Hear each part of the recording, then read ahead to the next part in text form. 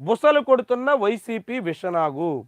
అంటే వైఎస్ఆర్సీపీ ప్రభావం పెరిగింది అన్నట్టుగా ఆంధ్రజ్యోతి చెబుతుంది. ఇప్పటికే ఆ పత్రిక ఎండి అంగీకరించారు. 3 నెలలకే జగన్మోహన్ రెడ్డి కోలుకున్నారు, 6 నెలలకే మళ్ళీ తాను వచ్చేస్తున్నానన్న ధీమా కలిగిస్తున్నారు.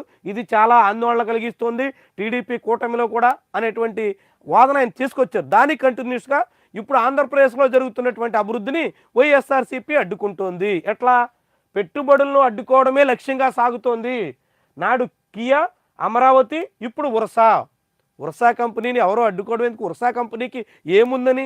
అడ్రస్ కూడా లేని కంపెనీ అది. హైదరాబాద్ సమీపంలో రంగారెడ్డి జిల్లాలో ఒక చిన్న డబుల్ బెడ్రూమ్ ప్లాట్లో రిజిస్టర్ అయినటువంటి ఒక చిన్న కంపెనీ. దానికి ఇన్వెస్టర్లు ఎంత?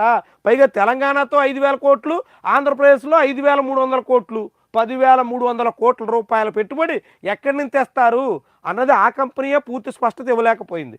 పైగా ఆ కంపెనీ చరిత్ర చూస్తే అందులో ఉన్నటువంటి సతీష్ అబ్బూరి లాంటి వాళ్ళు గతంలో 21st సెంచరీ ఇన్వెస్ట్మెంట్స్ అనేటువంటి పేరుతో అనేక మందిని ముంచేసిన చరిత్ర ఉన్నటువంటి వాళ్ళు, అనేక మందిని మోసం చేసినటువంటి బ్యాక్గ్రౌండ్ ఉన్నటువంటి వాళ్ళు.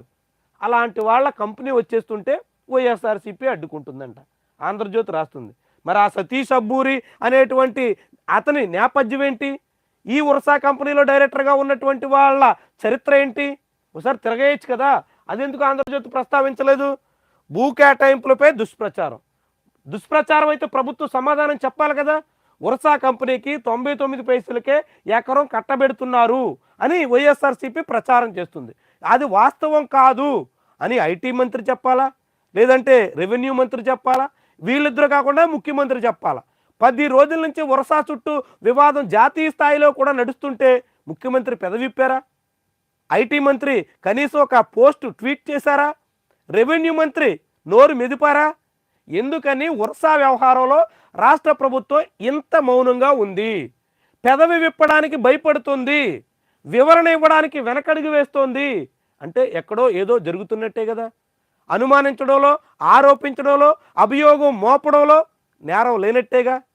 ప్రభుత్వమే అంతగా 10 రోజులుగా స్పందించడానికి వెనకాడుతుందంటే ఎక్కడా తేడా లేకుంటే, ఎక్కడా అక్రమ మార్గం పట్టకుంటే, ఉర్సా కంపెనీ పేరుతో అడ్డగోలుగా భూములు కాజేసే స్కెచ్ లేకుంటే ఎందుకని ప్రభుత్వం మౌనంగా ఉంది? ఈ అంశాన్ని ఆంధ్రజ్యోతి ప్రశ్నించలేకపోతుంది. కానీ ఇదంతా వైఎస్ఆర్సీపీ కుట్ర అని అంటుంది.